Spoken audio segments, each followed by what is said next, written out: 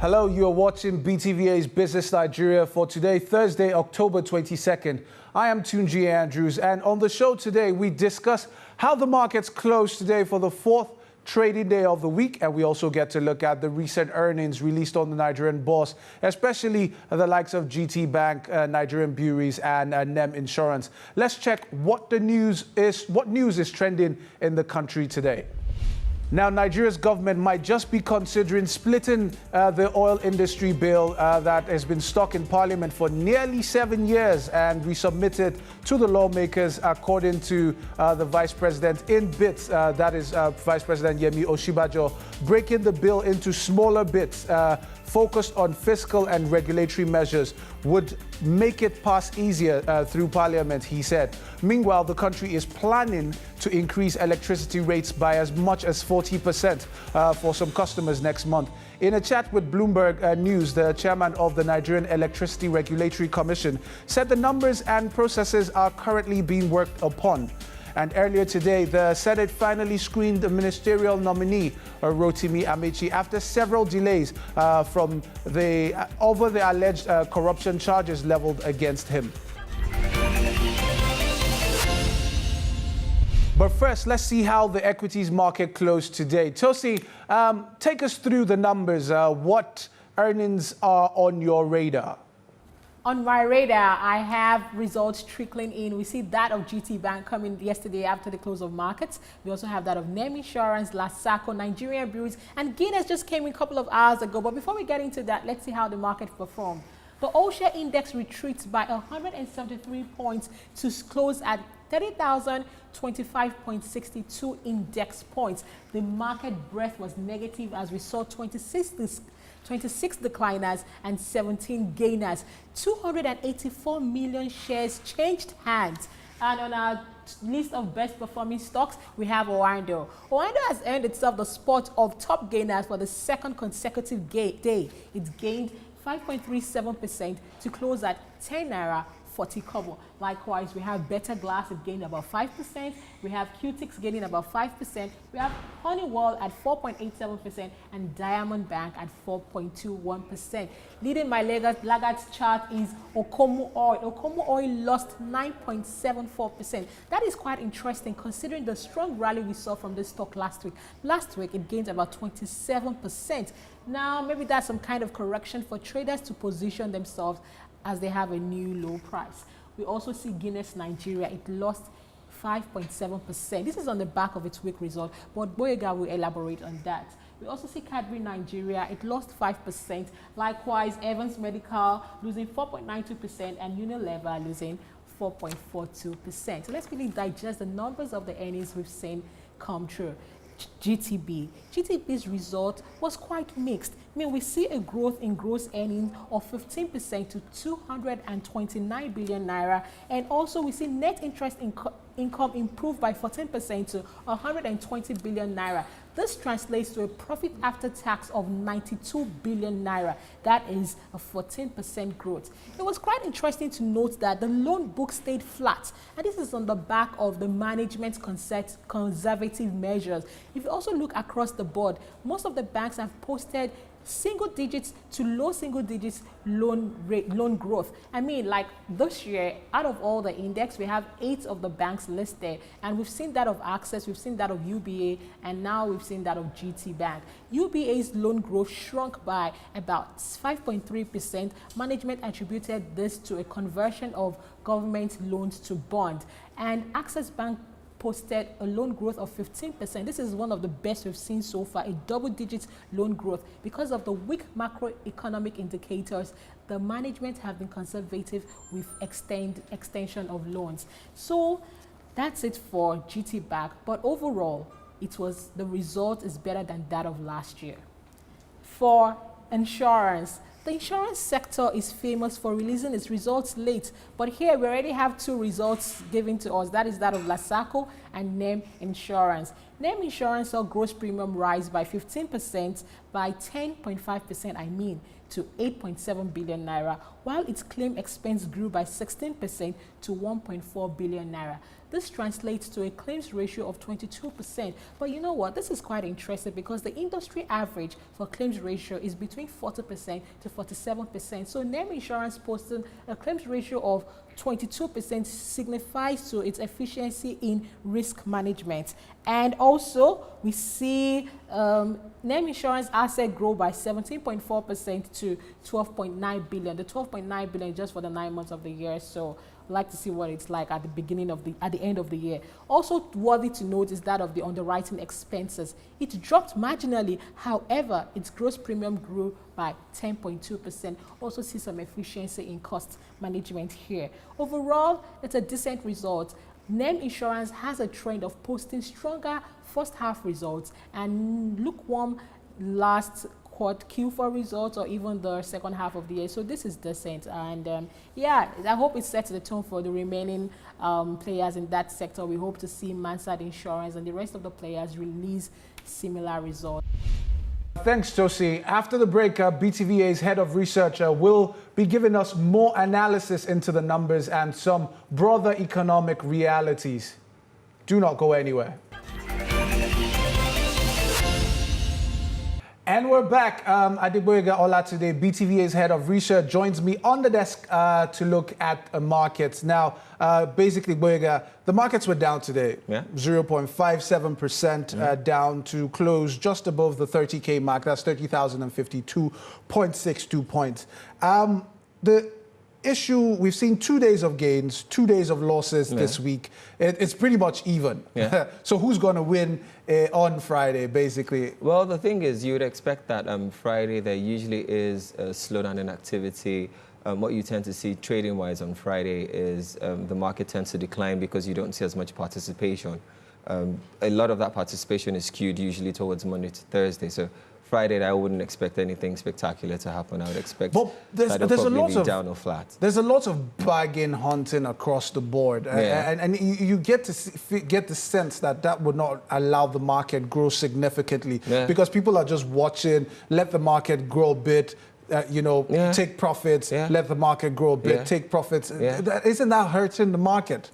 Well, yes and no.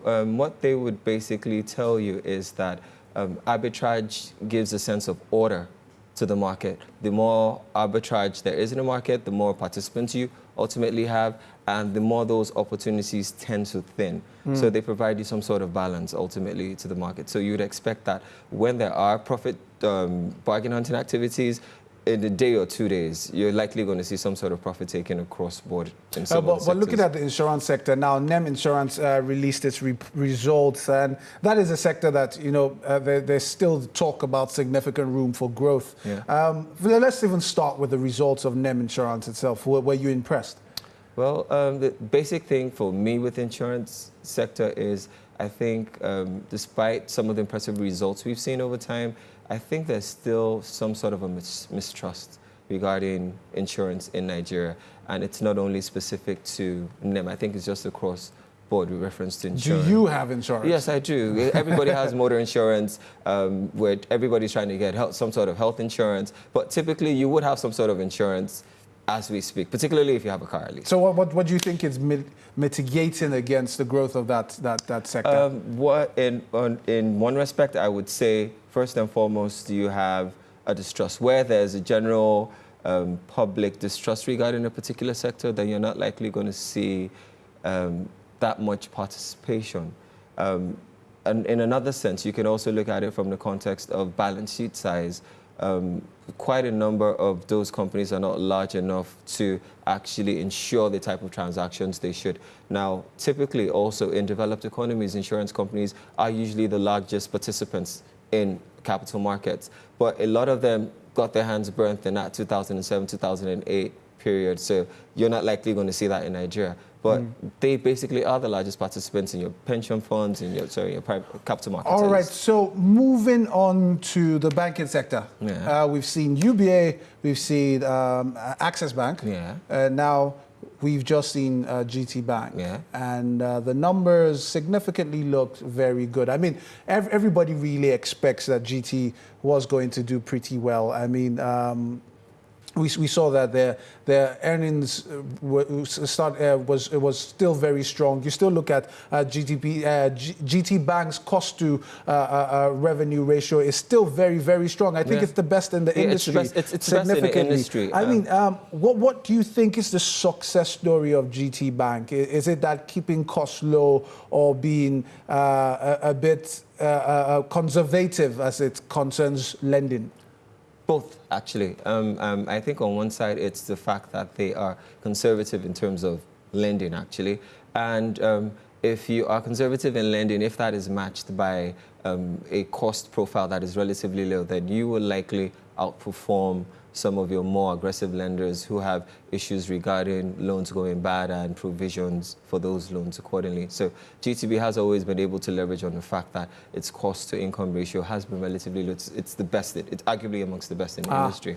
Well, they do say that nothing ventured, nothing gained. This is one example of nothing ventured, but still a lot of gains.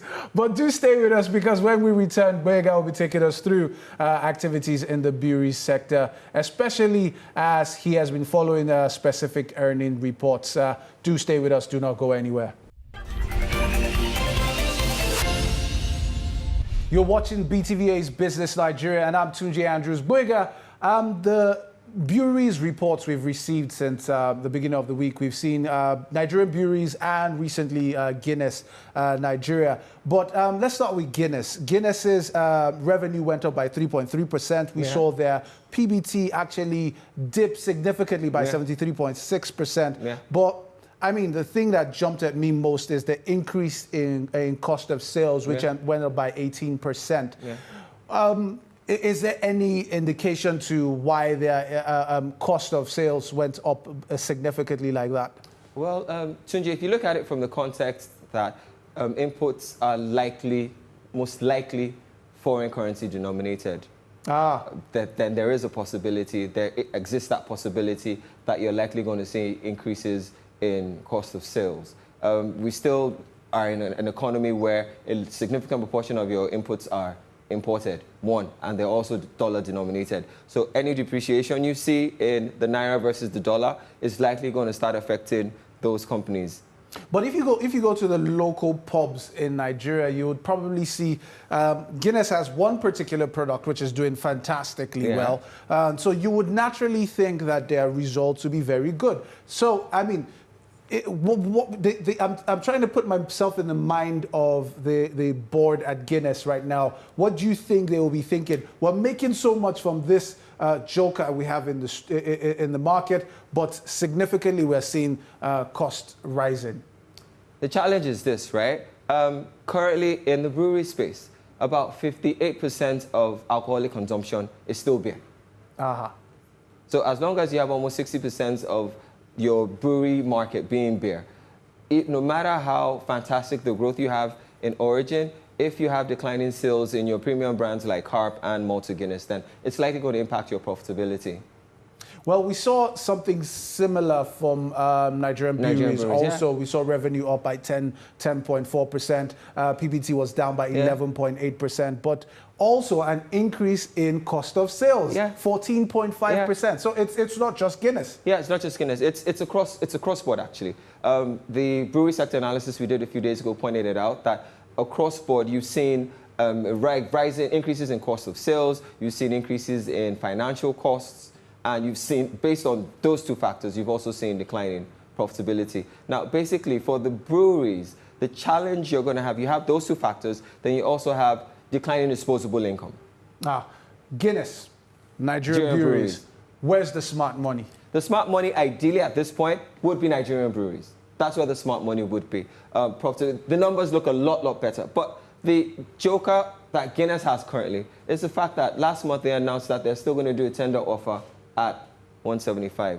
Now, there haven't been any announcements as to when that offer commences. But what they're basically saying is, if you have Guinness at 142, eventually we're willing to take you out at some point at 175. So though the smart money right now is in Nigerian breweries, I would honestly be looking at Guinness at some point. It's quite funny that you know your beer so much, especially since you need your wife's permission to have a beer or two. She said as long as you're buying it, I can go ahead.